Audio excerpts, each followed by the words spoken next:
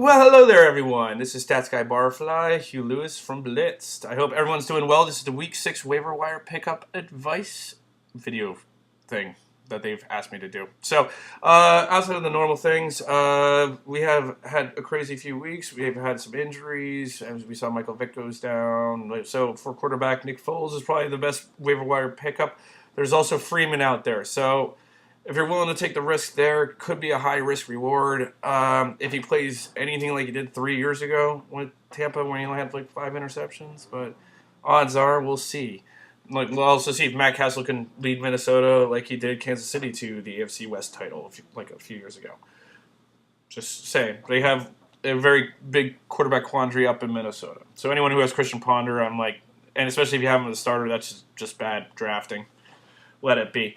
Tight end pickups. Now, we got Garrett Graham, the Houston tight end.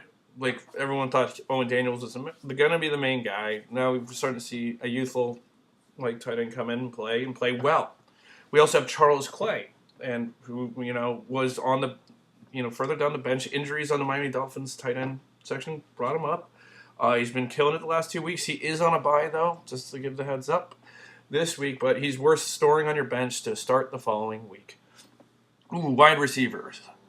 We have Austin Pettis. Everyone thought Chris Givens, Tavon Austin were going to be the guys. And, they've shown some flashes, well, not all of it.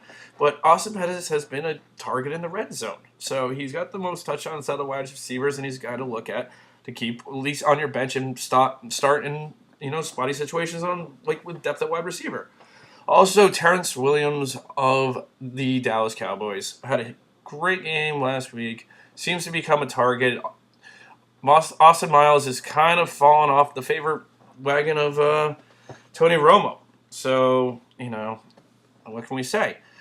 Finally, running backs, as we all know, is very, very, hard to pick up running backs now. I mean, a lot of people I've seen are starting to cut Monte Ball. They're like, he's not even getting in there now, with all his fumbleitis and everything else like that. I'm not going to say you can't storm if he's in the league. You might want to try and find a roster spot for them.